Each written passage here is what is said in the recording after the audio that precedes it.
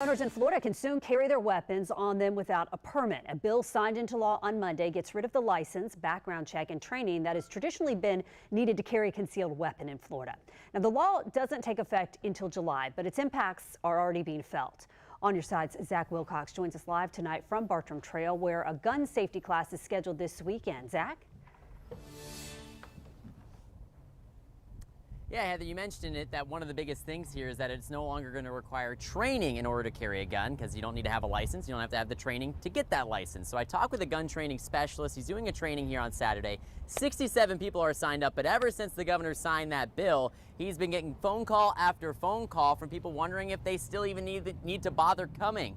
And he's encouraging folks to realize that it's best to get that training before you put yourself in a dire situation. As a self-defense and firearms instructor, I'm totally not opposed to people lawfully defending themselves.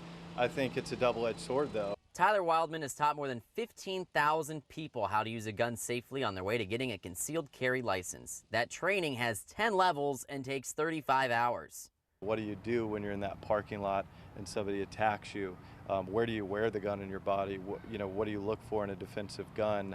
What are the contexts of applying the law to a real-life situation? Defense attorney Lee Lockett points out that the lack of training could play a role in court if someone carrying without a license finds themselves there. For a prosecutor or a judge, it might, they're still human beings, right? They still might think that it's a better look for the litigants in front of them to have had that training. However, that wouldn't be a legal consideration. Wildman wants to remind folks that although it's legal to carry a gun without training now, they're still liable for anything they do with that gun. And I always like to say it didn't change the law, but it changed the requirements to actually learn the law.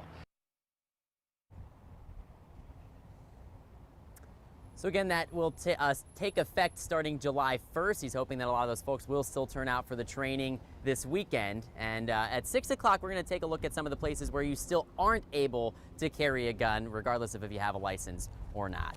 In Bartram, Zach Wilcox, First Coast News, On Your Side.